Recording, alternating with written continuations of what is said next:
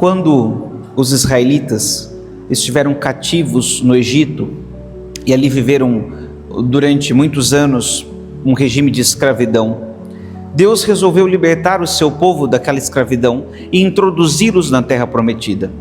Nós conhecemos essa história, a história de Moisés. Acontece que todas as vezes que Moisés ia até o faraó para solicitar que deixasse o povo de Israel partir, o coração do faraó era endurecido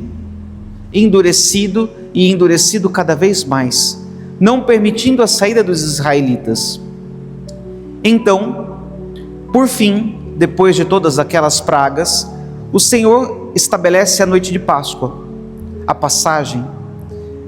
Havia, naquela noite determinada, uma promessa a Israel.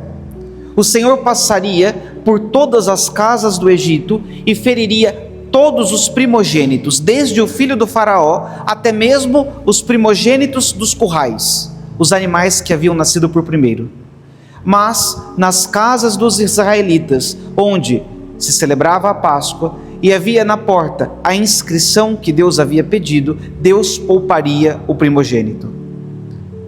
De resto, todos os filhos primogênitos foram mortos no Egito. Somente os israelitas tiveram seus filhos poupados.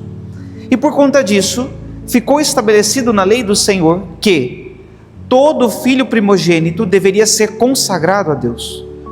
Porque lá no Egito, Deus tomou para si todos os primogênitos, mas permitiu que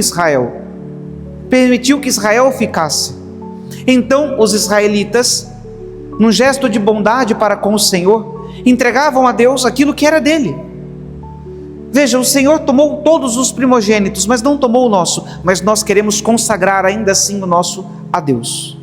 Queremos entregar a Deus o nosso primogênito. Então todas as famílias judaicas, todas as famílias israelitas, consagravam o primeiro filho ao Senhor. Não oferecendo o sangue do filho, mas o sacrifício que estava prescrito.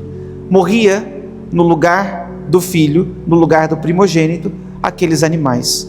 A lei pedia que fosse uma pomba e um carneiro, mas se a família fosse pobre, poderiam ser 2 pombinhas ou 2 rolinhas.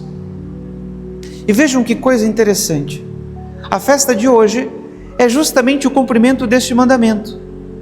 A Virgem Maria e São José levando nosso Senhor Jesus Cristo para consagrá-lo e oferecendo um sacrifício para que seja imolado no lugar do filho deles. Aquelas 2 rolinhas que foram levadas foram ofertadas para morrer no lugar de Jesus, para resgatar a vida do primogênito, porque assim estabelecia a lei.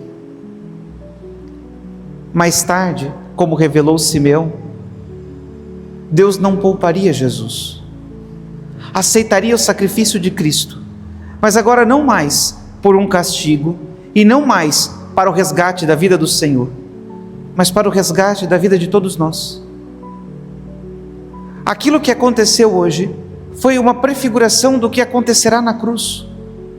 Por isso Simeão tem esta visão: pode deixar o seu servo ir em paz, porque eu vi a salvação, eu vi, os meus olhos contemplaram a salvação, porque certamente viu o que aconteceria anos mais tarde na cruz.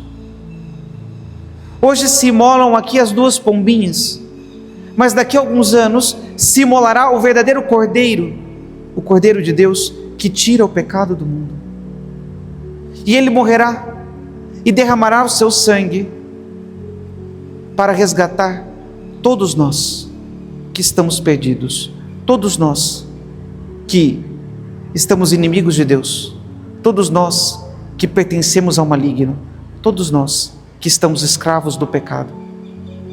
O sangue derramado no dia que Jesus é apresentado no templo é simbólico, não resgata a vida de Cristo. A vida de Cristo sempre pertenceu ao Eterno Pai.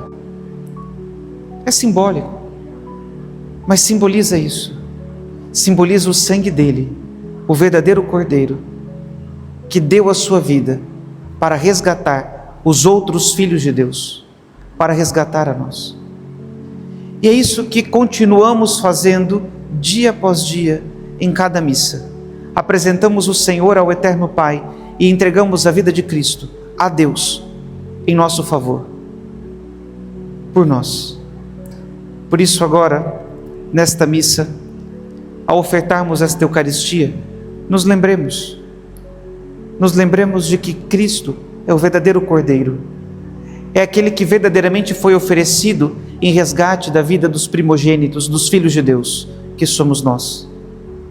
E ofertemos a nossa vida junto com o Senhor, assim como Ele foi apresentado no templo e a sua vida foi ofertada a Deus, foi entregue a Deus, foi consagrada a Deus.